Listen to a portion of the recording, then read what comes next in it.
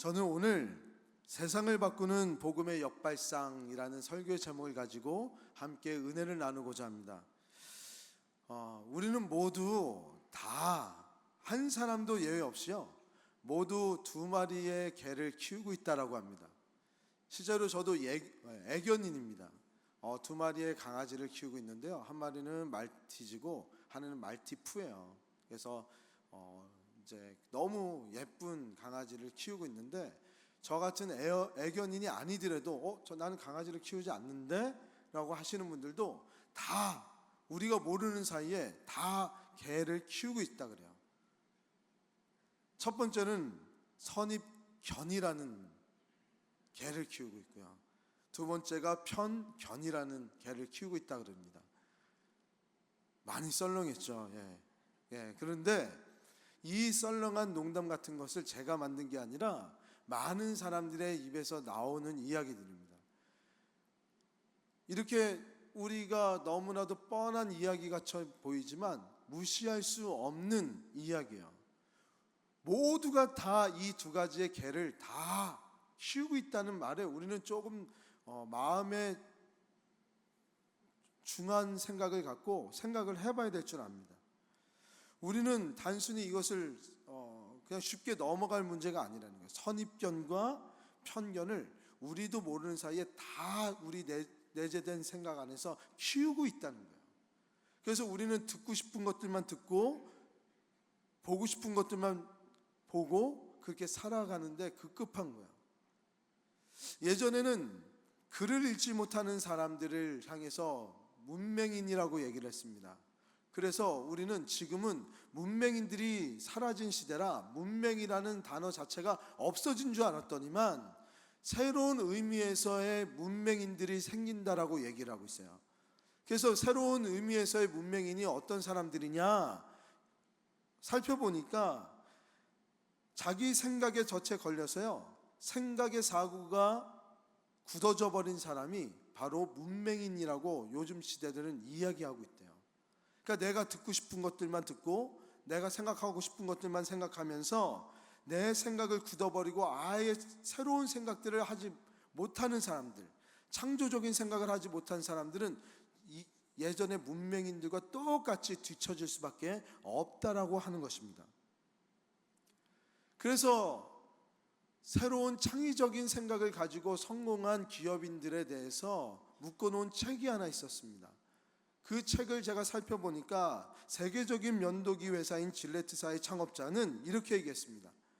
실수를 두려워하지 말아라. 아이디어는 실수에서 태어난다라고 이야기했습니다. 우리의 선입관과 우리의 편견은 실수는 좋지 않은 것이에요. 우리의 일반적인 생각으로는 실수하면 그 실수로 인해서 회사는 망가지게 되고요, 그 실수로 인해서 회사는 더 좋지 않은 결과들을 초래한다라고 생각을 합니다. 하지만 질레트 이 회장님은 이 조그만 실수가 우리 회사의 기회가 될 수 있다라고 생각하고 이야기하고 있는 거예요. 또한 우리가 잘 알고 있는 제록스의 그 사장님은 이렇게 얘기했습니다. 다른 사람이 가지 않는 길을 가라. 이 세상에 모험 없는 사업은 하나도 없다라고 얘기합니다. 우리는 안전한 길로 가고 싶죠. 강풍이 부는 곳을, 모래바람이 부는 곳에, 문제가 많은 곳에 우리의 인생을 던져버리고 싶은 사람은 단 한 사람도 없습니다. 안전하게 가야지 더 울창한 수풀이 자랄 것처럼, 모든 것이 번창할 것처럼 우리는 생각하고 있잖아요. 하지만 오늘 제록사의 그 사장님은 모험을 즐기라는 거예요. 어려움 속에서도 굳건하게 이 어려움을 모험을 견디는 자처럼 모험가의 기질을 발휘해서 그 어려움을 잘 견뎌내라고 이야기하고 있습니다. 그러면서 이 책은 성공한 사람들은 한결같이 일반적인 사람과 다르게 아이디어를 뒤집어 생각하는 역발상의 기술을 가지고 있는 사람들이었다는 거예요. 그러면서 역발상의 생각으로 성공한 기업인들의 공통점을 이야기한 그 책, 세계를 움직인 CEO들의 발상과 역발상이라는 이 책에서는 그 공통점을 바로 이렇게 얘기했습니다. 꿈과 열정이 있는 CEO들은 자신의 상황 가운데서 역발상을 통한 창의적인 생각들을 해낼 수가 있었다라고 얘기를 하고 있어요. 저는 오늘 성도님들과 함께 성공의 강연을 하려고 하는 거 아니에요. 이곳에 우리가 성공하기 위해서 앉아 있는 거 아니지 않습니까? 성공을 위해서 이 자리에 앉아 있다면 이 자리에 잘못 오신 거죠. 나가셔서 성공을 위한 그런 세미나에 나가셔야죠. 저희는 하나님의 꿈을 꾸고 하나님 나라 확장을 향한 열정을 갖고 이 자리에 온 거 아닙니까? 아멘이십니까? 그러니까 우리는 하나님 나라에 대한 꿈, 하나님 나라 확장에 대한 열정을 갖고 세상을 바꾸는 복음의 역발상을 가지고 어떻게 창의적인 생각으로 이 땅을 살아갈 수가 있을까를 고민하는 자들이야. 바로 오늘 본문이 사도 바울을 통해서 어떻게 이 복음의 역발상을 통해서 하나님의 놀라우신 일들을 이뤄낼 수 있는가를 보여주고 있는 귀한 말씀입니다. 오늘 본문을 통해서 하나님의 꿈이 우리 성도님들 통해서 역발상의 은혜로 창의적으로 우리 성도님들 각 개인에게 귀하게 보여주게 될 줄 주님의 이름으로 축복합니다.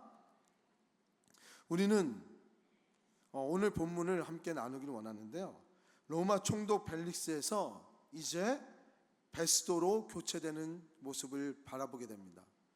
이제 벨릭스는 모든 역할을 다 해서 이제 다른 곳으로 가고 베스도라는 새로운 총독이 이스라엘에 와서 그 이스라엘 사람들을 이제 지배하게 됐습니다. 그런 상황이다 보니까 모든 것들을 다 새롭게 정리를 해야 되는 그런 상황에 놓여졌어요. 사도 바울에 대해서도 다시 한번 그 죄를 묻게 되는, 바라보게 되는 그런 시간을 갖게 됐습니다. 그래서 베스도는 사도 바울이 어떤 죄를 지었는지를 쭉 살펴보니까 사도 바울이 진 죄가 없는 거예요. 사도 바울이 결백하다는 것이 베스도의 생각이었습니다. 사실 이 전에도 벨릭스 때도 사도 바울은 아무 죄가 없다라고 이미 그 벨릭스를 통해서 고백이 되어졌지만, 벨릭스는 이 사도 바울을 통해서 뇌물을 얻기를 원했잖아요. 사도 바울을 추종하는 사람들이 이제 자신을 찾아와서 사도 바울을 좀 이제 내보내달라고, 그리고 뇌물을 주기를 원했다는 성경의 구절이 있었잖아요. 근데 베스도는 또 다른 문제를 가지고 고민을 하기 시작했습니다. 그것은 뭐냐면 뇌물의 문제가 아니라 유대인들의 눈이 무서운 거예요.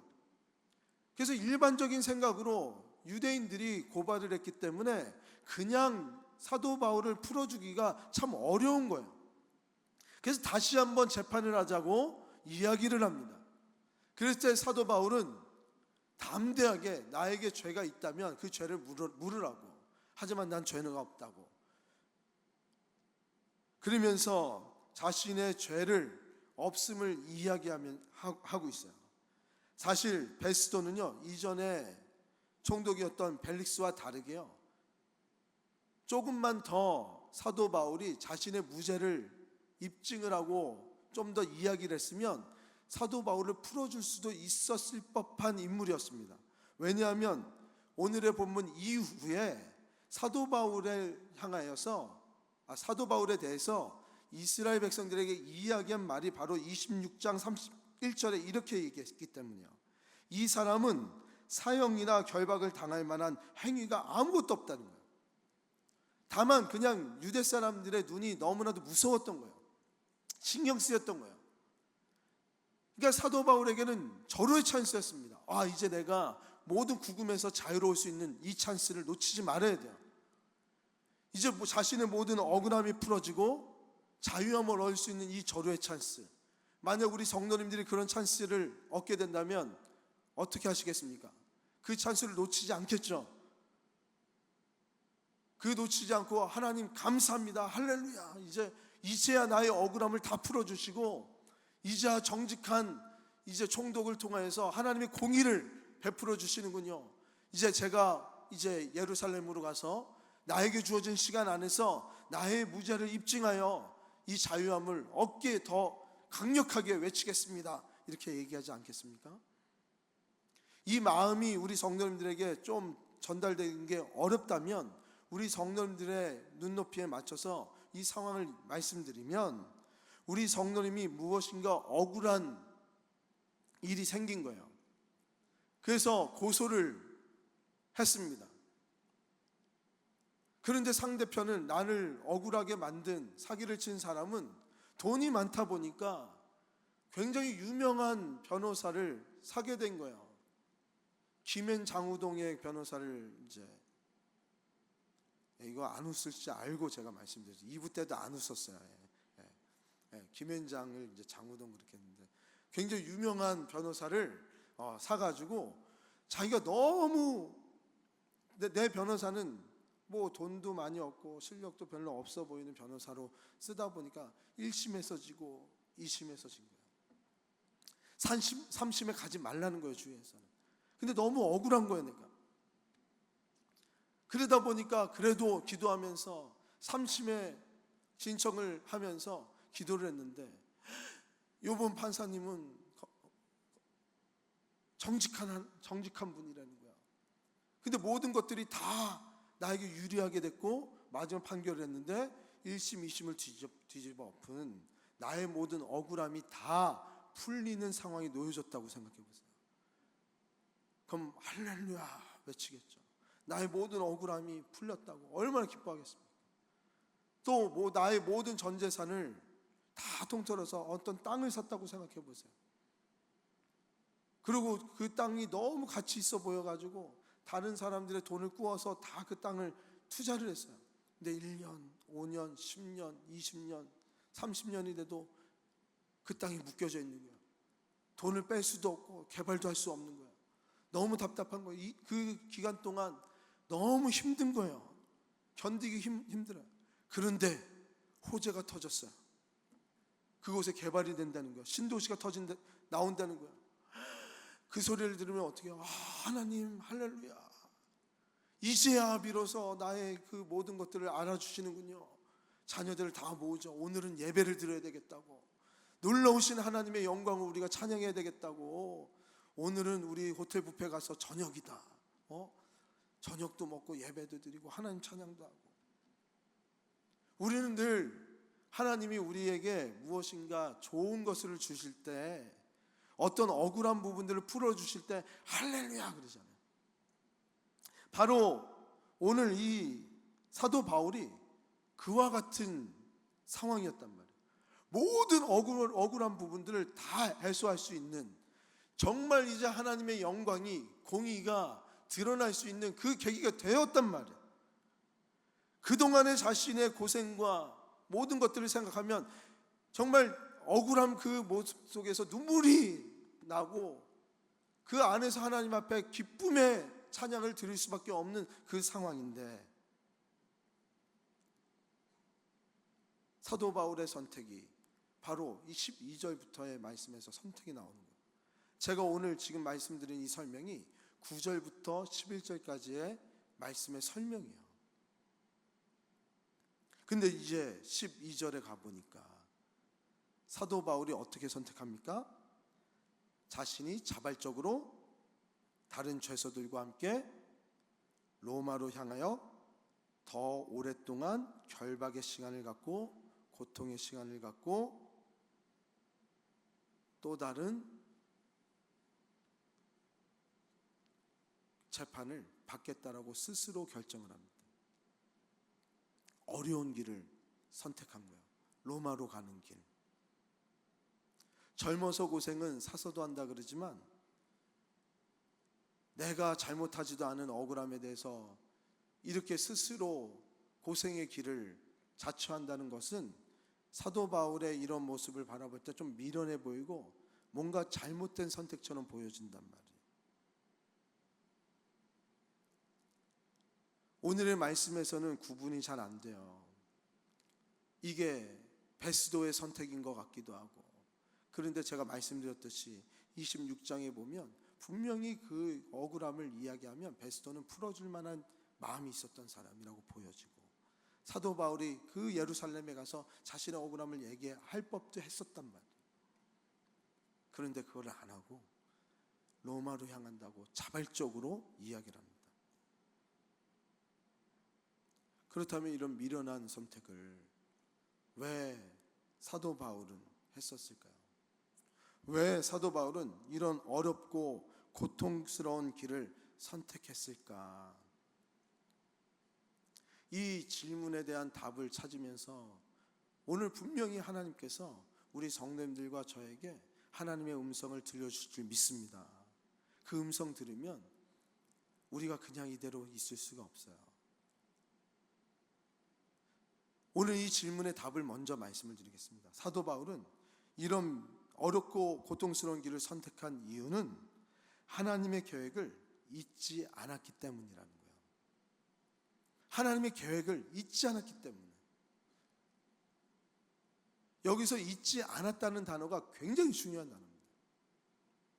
우리 잘 생각해 보세요. 우리 성도님들 생각해 보면 좋은 일이든 나쁜 일이든요, 우리는 시간이 지나면 금방 까먹습니다. 특히 이제 남을 도와준 것,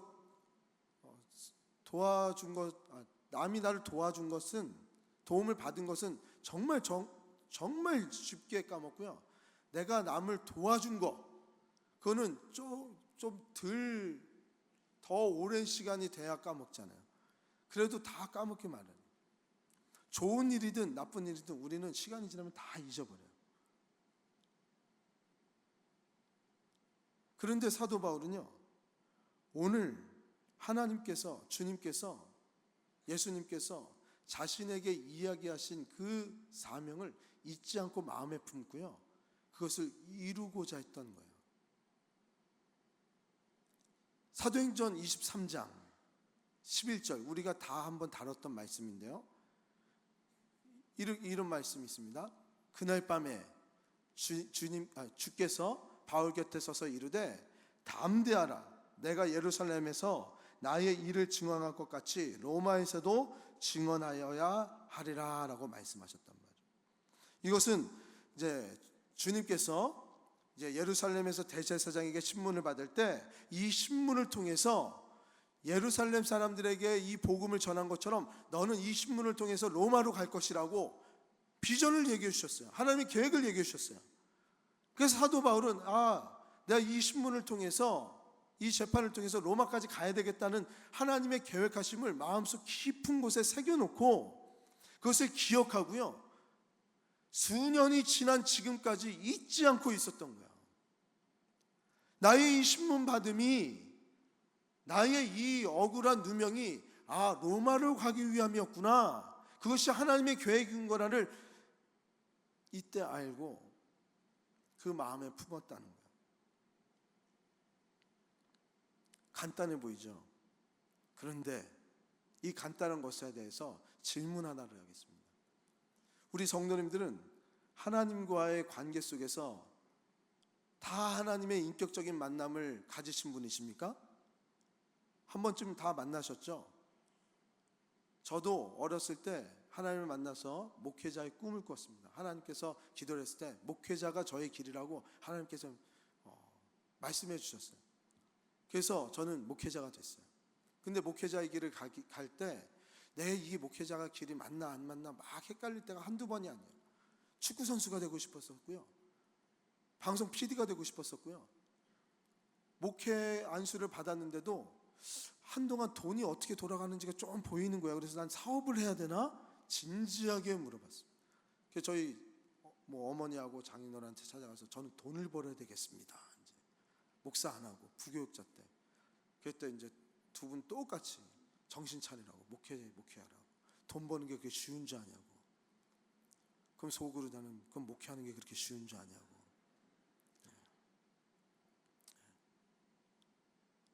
하지만 그것을 마음에 품고 계속 하다 보니까 담임 목사까지 됐잖아요. 하나님께서는 분명히 우리 성도님들에게 주신 메시지가 분명히 한 번쯤은 있을 거예요. 어렸을 때든 그런데 우리는 하나님, 내가 하나님의 영광을 위해서 어떠한 일들을 하겠습니다, 막 은혜를 받았을 때 그런 고백을 했는데 어떤 우리의 삶의 상황이 그것들을 잊게 만들었단 말이에요. 나의 능력이 그것들을 할 수 없게 만들어서 자연적으로 그것들을 잊어버리게 만든단 말이에요.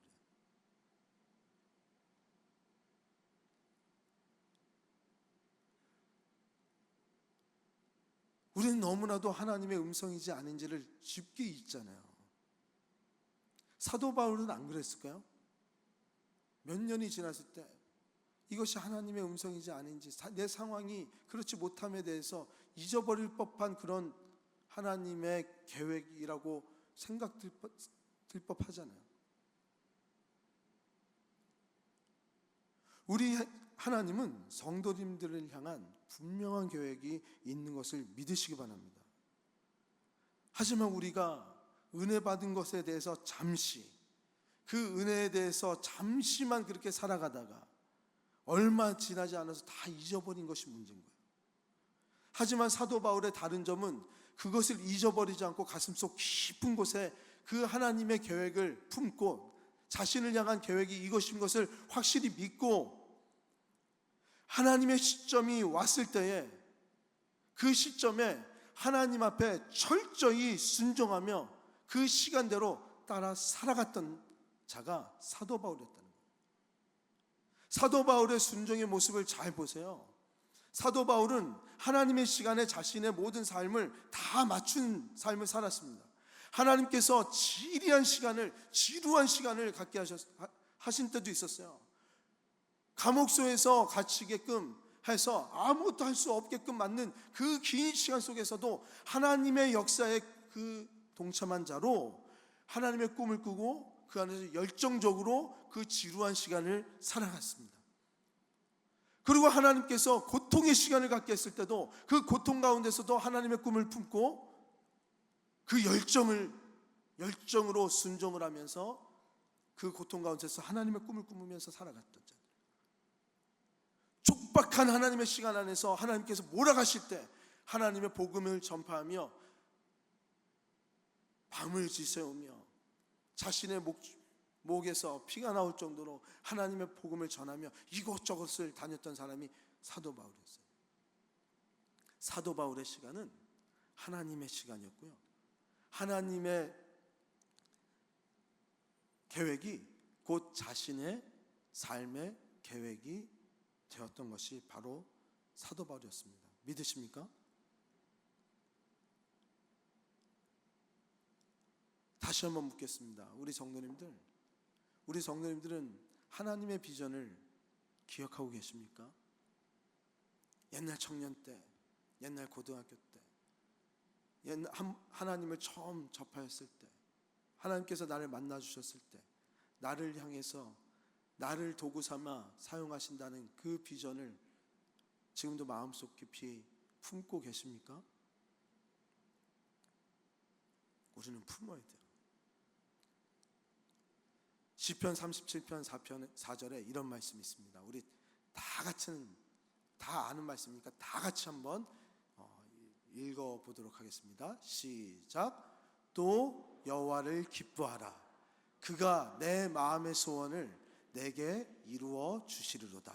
아멘. 아멘. 다시 한번 읽어볼까요? 시작. 또 여호와를 기뻐하라.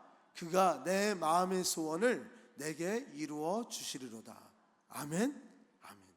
사도 바울은 하나님을 기뻐하는 일을 계획했고요, 하나님이 기뻐하는 계획하심을 마음 깊은 곳에 새겨놓고 잊어버리지 않고요, 마음에 품었습니다. 그랬을 때 누가 이루어 주셨어요? 하나님께서. 그는 하나님의 꿈을 꾸면서 자신의 시간을 계속 보내왔고 자신의 시간을 하나님의 시간과 맞추면서 그렇게 시간을 살아왔다고 말씀을 드렸어요. 그렇게 살아왔던 사도 바울이 고린도전서 10장 31절에 이렇게 얘기합니다. 그런즉 너희가 먹든지 마시든지 무엇을 하든지 다 하나님의 영광을 위해서 하라고. 이렇게 얘기할 수 있는 사람은 사도 바울이었어요. 왜? 자신이 그렇게 살아왔으니까. 하나님의 기뻐하시는 꿈을 꾸었고요, 그것을 품고 그것을 위해서 열정적으로 살았던 자예요. 우리는 오늘 본문을 통해서 귀한 영적 교훈을 우리가 하나 얻을 수 있는 것이 있는데요, 그것은 무엇이냐면 우리는 우리의 삶의 목적대로 살아갈 것인가, 아니면 주님의 목적을 실현하는 참된 성도로서의 삶을 살아갈 것인가 선택해야 된다는 것이죠. 우리 성도님들이 생각해 보세요. 하나님의 꿈을 위해서 얼마나 많은 희생을 하고 있는지. 사도 바울은 지금 스스로 하나님의 꿈을 이루기 위해서 불편한 자리로 나가고 있는 거 아닙니까? 그런데 우리는 우리의 꿈을 위해서요, 하나님의 꿈을 위해서 불편한 자리는 나가기를 너무 싫어하는데, 우리의 꿈을 위해서는요, 불편한 자리 가라고 우리 자녀들한테도 가르쳐요. 야, 저희 아들이 이제 태린이니까, 태린아, 고등학교만 잘 지내면 돼. 공부가 영원히 하는 거 아니야. 대학교 갈 때까지만 힘들어도 이 시기만 잘 견뎌. 이 시기만 잘 견디면 대학교를 가면 너는 잘 될 거야. 엄마가 살아보니까, 아빠가 살아보니까 인생이 그렇더라. 조금 더 똑똑하신 분들은 우리 인생에서의 고난의 씨앗을 뿌리는 시기라고 생각해서 우리가 돈을 아끼고 절약하고 고통 가운데 있더라도 새로운 곳에 씨앗을 뿌리는 것에 우리 자녀들과 힘들어도 그것에 뿌려놓죠. 왜? 이것이 자랄 10년 뒤를 기약하면서, 그래 10년 뒤를 보자. 이 10년 뒤에 이것이 싹이 나서 열매를 맺으면 내 삶이 어떻게 변하는가. 지금은 내가 고통스럽고 지금은 내가 아파도 이것이 반드시, 이 주식이, 이 무엇이 싹을 나서 반드시 나에게 선함을 줄 거야. 그렇게 사시잖아요. 왜요? 믿음이 있는 거 아닙니까? 그곳에 나의 인생에 투자를 한 거잖아요. 우리는 불편함에 대해서 다 알고 있어요. 불편함이 나중에는 큰 축복이 된다는 것을.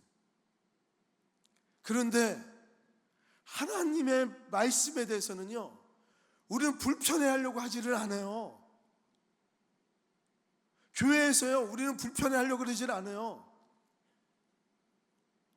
우리의 목소리를 얘기하고 있고요, 지려고 하지를 않고요, 내가 앞장서려고 그러죠. 하지만 사도 바울은 스스로 불편한 자리를 선택했습니다. 그것이 바로 사도 바울의 불편함의 지혜였어요. 이 불편함은 세상 사람들은 아무도 이해할 수가 없는 거예요. 왜? 성공한 몇 사람들이 이 불편한 자리를 견뎌야만, 지혜로운 자녀들은 이 부모님들의 그 이야기들 조금 더 공부하고 어려운 이 시기를 보내야만 나중에 편할 수 있다는 이 지혜를 깨달을 수 있는 것처럼, 우리 성도들도요, 이 불편함을 이 세상 사람들은 아무도 예견할 수 없고 아무도 볼 수 없는 역발상의 지혜를 가지고 살아가는 자 아닙니까? 하나님의 꿈과 하나님의 열정을 가지고 살아가는 자들은 사도 바울처럼 이 세상을 다른 시각으로 바라보고, 그 다른 시각으로 바라보는 것을 가지고 힘있게 마음에 동요하지 않고 하나님의 분명한 꿈을 가지고 열정을 가진 자로, 오히려 그것이 우리의 특권이라 생각하며 살아갈 수 있게 된다는 것이죠. 사도 바울은 실제로요, 이것으로 인해서 많은 유익을 얻습니다. 저는 그래서 이것으로 인해서 우리는 유익을 얻게 돼요. 저는 하지만 그 유익을 먼저 보진 않아요. 목사님, 사도 바울이 그래도 어차피 로마로 가야 되는데 경비 돈도 안 듣고, 유대 사람들의 그런 죽이려고 하는 그런 위협 가운데서도 로마인들의 호의를 받으며 마차를 타고 편하게 간 거 아닙니까? 그건 결과론적 얘기죠. 우리도 결과론적으로 얘기하면 조금만 인내하세요. 하나님을 위해서 사세요. 하나님 중심으로 사세요. 예배 중심으로 사세요. 교회 중심으로 사세요. 말씀 중심으로 사세요. 저도 우리 제 제자가 찾아왔는데 저 찾아오지 말라 그랬거든요. 그 교회 다른 교회 다녀요. 그 교회 담임 목사님한테 충성 다해라. 이제 나 찾아오지 말아라. 목사님한테 충성하라고. 우리는 다 알아요. 그런데 왜 안 합니까? 당장이 불편하니까. 사도 바울도 당장이 불편해요. 그런데 그것을 하나님의 꿈에 대해서 알았기 때문에, 그 열정이 있었기 때문에 감수를 하고 나갔을 때 하나님께서 누리게 하시는 복이 있었던 거죠. 복음을 강력하게 전하기 위해서 우리는 사도 바울이 선택한 이 불편함의 역발상의 선택을 우리 삶에서도 해야 될 줄 믿습니다. 어제 우리 아침에요, 전교인 수련회를 위해서 우리 장로님, 권사님, 집사님들이 회의를 했어요. 제가 요번에 우리 교육자님들한테 주문한 것은 성도님들이 자발적으로 계획하고 꿈을 꾸게 좀 하자. 그래서 다 계획을 해오라고 다 정했어요. 근데 너무 잘해 오셨어요. 제가 뒤에서 참관을 했습니다. 그러면서 이렇게 한 20-30분 동안 20분 정도를 봤어요. 너무 좋은 거예요. 너무 잘하시는 거예요. 우리 교회가 이제 부흥하겠구나. 정말 이런 너무 아름다운 거예요. 우리 교회가. 정말 우리 성도님들이, 우리 장로님, 집사님, 권사님들이 너무 잘 준비해 온 거예요. 근데 제가 뒤에서 뭘 기도했는지 아십니까? 그 모습을 보면서 저는 이렇게 기도했어요. 하나님, 이 회의를 통해서 우리 장로님, 우리 권사님, 집사님이 자신의 목적을 나타내기 위해서 회의하지 않게 해달라고, 자신이 이야기한 것을 드러내기 위해서 회의하지 않게 해달라고, 하나님의 목적에 맞춰서 함께 연합하고 하나 되고 함께 낮아지고 함께 희생하는 곳에 더 의미를 두면서 회의할 수 있게 해달라고, 그것이 희생이 권이고 헌신이 능력이 되는 그런 회의 되게 해달라고. 우리 교회는 나를 알아달라는 것에 부끄러움을 가질 수 있는 교회 되게 해달라고. 그거 기도했어요.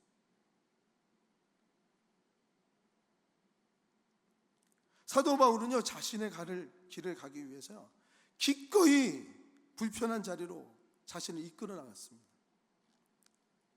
인생에서 우리 삶에 하나님의 영광을 위해서 얼마나 많은 불편함을 겪고 계십니까? 우리는 너무나도 편한 삶을 살고 있죠. 나의 영광을 위해서 우리는 모든 것을 다 편안하고 너무나 감사하게끔만 이끌길 원하고 계시죠. 많은 것을 누리고 계시죠. 내가 더 높아질 수 있는 자리가 아니라 그것들을 포기하고 더 낮은 자리로 올 수 있는 그때 하나님의 역사가 일어나는 거예요. 믿으십니까? 양화진에 가면 선교사 묘지가 있습니다. 우리 중고등학교 학생들도 갔었고요. 뭐 제자훈련반들도 다 간 걸로 알고 있고, 여전도에도 가고 좀 많이 간 걸로 알고 있어요. 요번에 전도회별로 뭐 안 가신 분들이 좀 많이 계시다면 다락방 할 때 한 번쯤 양화진에 갔다 오셔도 너무 좋습니다. 거기는요, 뭐 정말 나이가 들어서 돌아가신 우리 선교사님들도 계시지만 깐난하게 있어요. 전 연령대가 다 그것에 있어요. 하나님의 복음을 전하기 위해서 자신의 자녀가 희생이 된 거예요. 걔네가 뭘 안다고.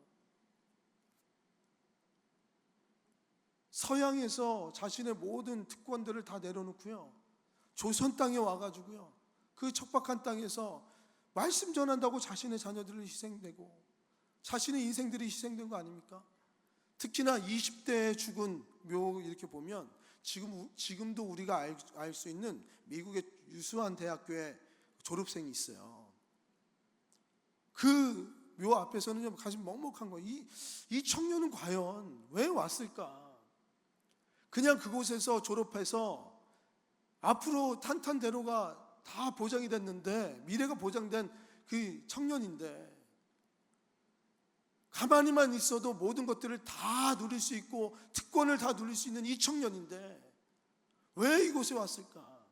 지금 우리나라를 생각하지 마세요. 조선과 이제 서양을 생각하세요. 그때 우리는 호롱불 칠 때고 초가집에 살 때고요. 서양에서는 전기가 들어왔고요. 자동차가 다녔을 때요. 그 격차, 경제적인 격차, 문화적인 격차, 지식적인 격차가 어마어마했단 말이에요. 그런데 그런 것들을 다 내려놓고요. 그 특권을 다 내려놓고 열강들의 위협이 있는 아주 작은 땅, 조선에, 그것도 가난에 허덕이면서 먹을 것도 없고 그냥 쌀밥만 고봉밥처럼 먹는 이 땅에 와가지고 이 젊은 나이 때 죽은 이 묘 앞에서는 가슴이 먹먹해지잖아요. 또 어떤 묘가 있는 줄 아십니까? 나병환자촌에 들어가려고요. 나병환자촌은 나병이 걸려야만, 문무병이 걸려야만 들어갈 수 있으니까 나병 환자들이 흘렸던 고름을 건강한 몸인데도 불구하고 자신의 몸에 발랐대요. 왜? 나병이 걸려야만 들어가서 복음을 전할 수 있으니까. 나도 편견 없이 자신들과 그대들과 똑같이 그곳에 들어가겠다고 다 바르고 가서 하나님 말씀을 전한 그 스토리들도 있어요. 왜 그 사람들은 그곳까지 가서 이런 것들을 할까? 이런 이야기는 우리의 마음을 굉장히 겸손하게 만들고, 참 우리가 아무 말도 못하게 되는 거 아닙니까? 그들이 왜 그랬어요?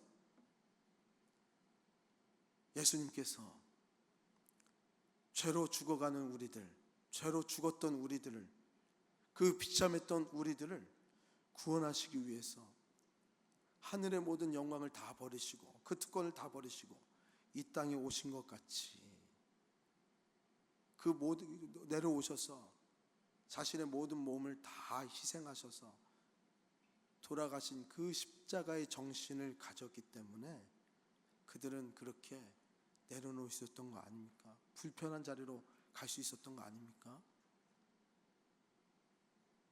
복음은 세상의 역발상의 선택에서 놀라운 역사가 일어나는